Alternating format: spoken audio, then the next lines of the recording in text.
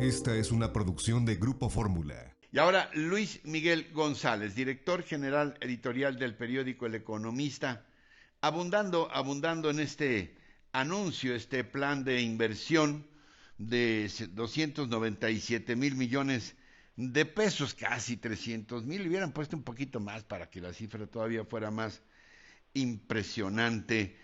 Pero la pregunta para ti, mi querido Luis Miguel, buen día, gracias por estar con nosotros. Muy buen día. La pregunta para ti es si además de impresionante o de, por emplear otro término, además de apantallante, este plan, le ves la suficiente convicción para ser llevado adelante, Luis Miguel. ¿De qué depende? Porque nos ha pasado, dicen que la mula no era arisca, pero nos ha pasado otras veces que se anuncian proyectos y luego pues se diluyen las intenciones y ya cuando uno se acuerda, pues no pasó nada con ese proyecto. Bueno, ¿qué va a pasar con este? ¿Qué puede ocurrir? ¿De qué depende? Hola otra vez. Efectivamente el programa, si vemos el número de obras y los montos, parece muy grande. Si lo comparamos literalmente con lo que el país necesita o con el monto normal de inversión en un sexenio, pues tiene otra perspectiva. Es un programa, yo diría, mediano en lo que tiene que ver, mediano o pequeño en lo que tiene que ver con monto. Sí lo vemos, Ricardo, bajo la perspectiva de que se trata de obras para todo el país y de un programa de reactivación. Me parece que no alcanza para hacer un programa completo de reactivación. Decías tú, ¿de qué depende? Yo diría, el programa anunciado ayer es bueno porque es simbólicamente el regreso del diálogo entre sector privado y gobierno para proyectos de inversión. Tú mismo decías en la pregunta, la burra no era arisca.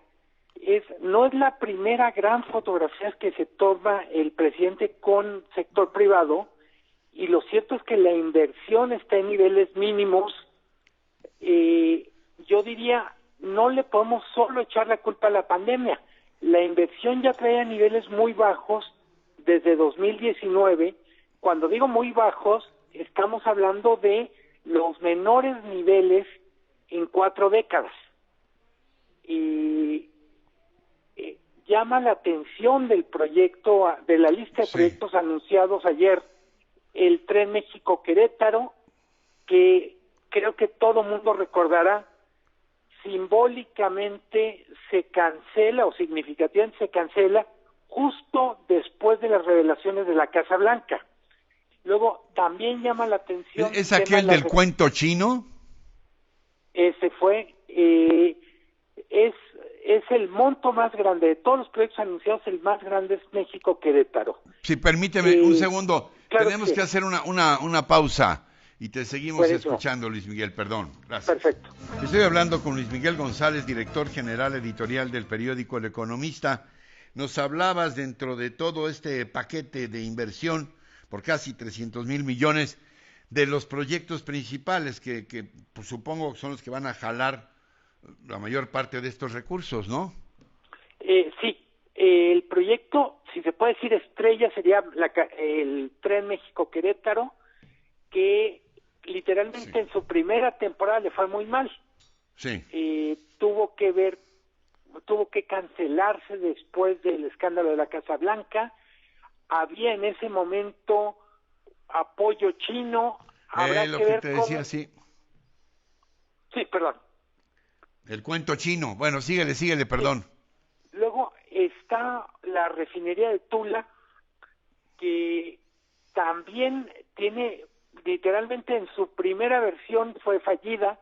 Creo que mucha gente recordará, fue un gran proyecto en el sexenio de Calderón que nunca terminó de cuajar. Yo diría, la refinería de Tula simbólicamente es un proyecto básicamente de inversión pública y tiene que ver yo diría, me parece que es interesante porque en buena medida confirma el compromiso del gobierno por apostar por el tema de refinación. Me parece más lógico la refinería de Tula que Dos Bocas, y la explicación es muy simple.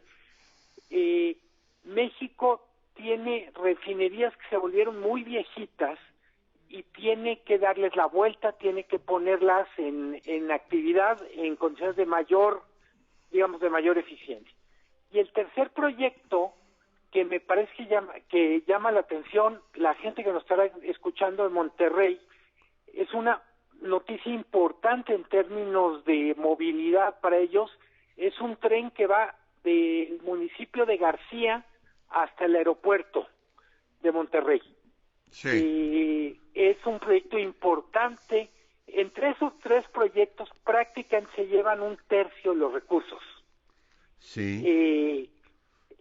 No es poca cosa, para enfatizar mi comentario, Ricardo, no es poca cosa, 39 proyectos, casi 300 mil millones de pesos, pero puesto en perspectiva, el mismo gobierno en noviembre había anunciado una cartera de proyectos que eran el triple que esto.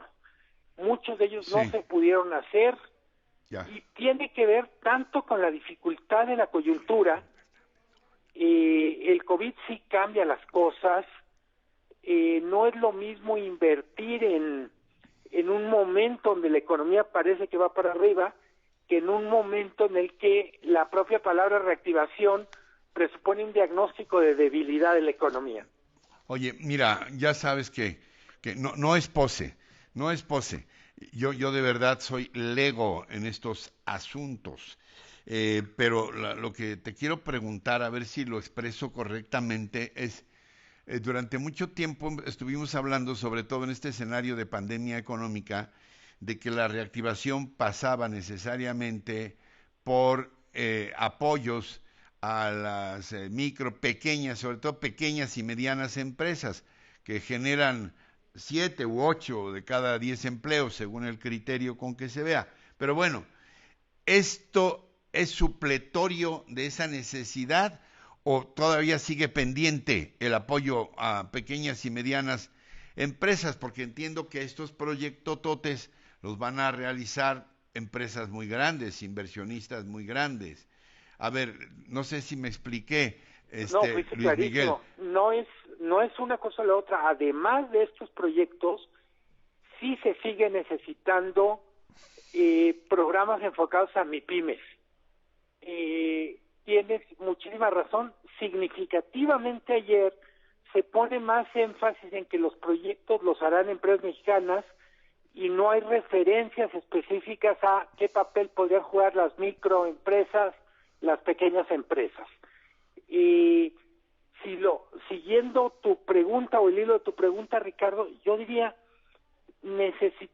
el paciente está tan delicado que vamos a necesitar muchos tratamientos.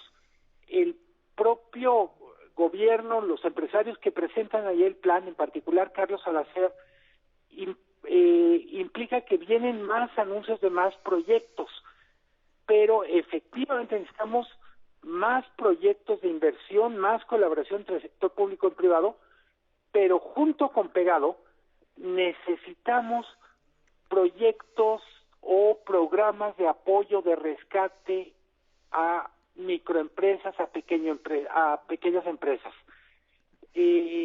Una cosa que creo que es evidente, pero no hay que dejar de mencionarlo, la crisis no ha terminado, estamos en una especie de segunda fase. Se recuperaron empleos que tienen que ver con la reapertura regulatoria, pero muchos sectores no han podido reabrir y algunos más no van a reabrir. ¿Qué vamos a hacer con ellos, con los empleos que genera, con los proveedores que dejan colgados? Esa es parte de las preguntas para esta etapa en la que estamos, Ricardo. Ya. ¿Algo más, mi querido Luis Miguel, que quieras puntualizar que no te haya preguntado sobre el actual momentum económico del país? Que ayer lo dijeron en el discurso, la necesidad de que colaboren más sector privado, sector público, público, el presidente reconoció que el gobierno no puede solo, que es muy importante que pasen de las palabras a la realidad. Efectivamente, este país necesita mucho más colaboración en sector público y sector privado, y como decías bien tú, no solo grandes empresas, todas. Te mando un abrazo, un grande, fraterno. Gracias, Luis Miguel González, gracias. Abrazo fuerte para ti, Ricardo. Director buen día. editorial del periódico El Economista. Encuentra más contenido como este en radioformula.mx.